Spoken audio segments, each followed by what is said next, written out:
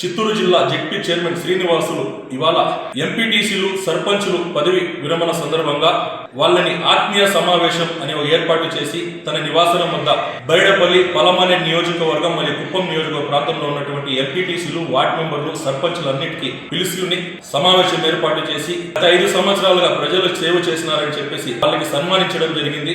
మరిన్ని విషయాలు ZP chairman Srinivasulu మరియు ఎంపీపీ ఉన్నారు, వాళ్ళని అడిగి మరిన్ని విషయాలు తెలుసుకుందాం. నమస్కారం. ఈరోజు మన పలమనే నియోజకవర్గంలోని సర్పంచులు మరియు ఎంపీటీసీలు, అలాగే కుప్పం నియోజకవర్గంలోని సర్పంచులు, ఎంపీటీసీలు, ఎంపీపీలు, జెడ్పీటీసీని వాళ్ళని సన్మానించాలనే ఒక ముఖ్య ఉద్దేశంతో ఈరోజు మా జెడ్పీ క్యాంప్ ఆహ్వానించడం జరిగింది. వచ్చిన ప్రతి ఒక్కరికి కూడా నేను కృతజ్ఞతలు తెలియజేస్తున్నాను.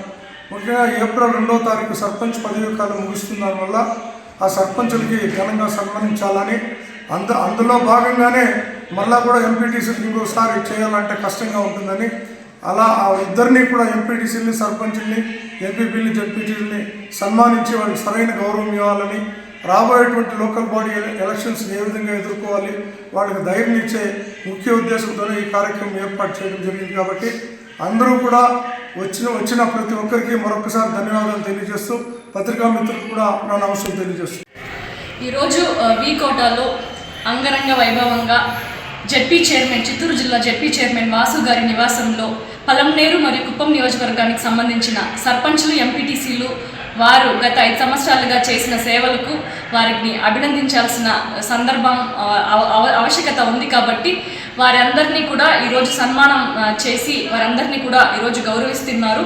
ఇది చాలా శుభ పరిణామం అని చెప్పుకోవచ్చు. ఎందుకంటే సర్పంచులు 3 సంవత్సరాల పాటు అధికార పార్టీలో ఉన్నారు, 2 సంవత్సరాల పాటు ప్రతిపక్షంలో ఉన్నారు. ఇటు ఎంపీటీసీలు తీసుకుంటే 2.5 years అధికార పార్టీలో ఉన్నాం, ఈ 2.5 years కూడా మేము ప్రతిపక్షంలో ఉన్నాము.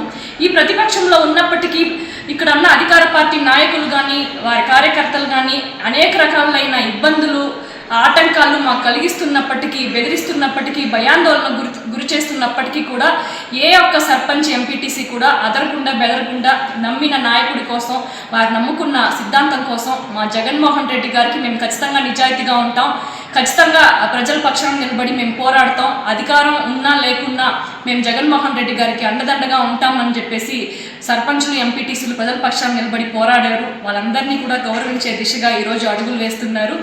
ఈ కార్యక్రమాన్ని ఇంత గొప్పగా ఆర్గనైజ్ చేసిన జెడ్పీ చైర్మన్ గారికి ధన్యవాదాలు. ఇంతమంది సర్పంచులు, ఎంపీటీసీలుగా తయారు చేసిన జగన్మోహన్ రెడ్డి గారికి, మా పెద్దిరెడ్డి రామచంద్రారెడ్డి గారికి, మిథున్ రెడ్డి గారికి అందరికీ కూడా ఈ సందర్భంగా మేము ధన్యవాదాలు తెలియజేసుకుంటూ, ఖచ్చితంగా పార్టీ మాకు అందించిన ఈ అవకాశానికి మేము ఎప్పుడు రుణపడి ఉంటాం.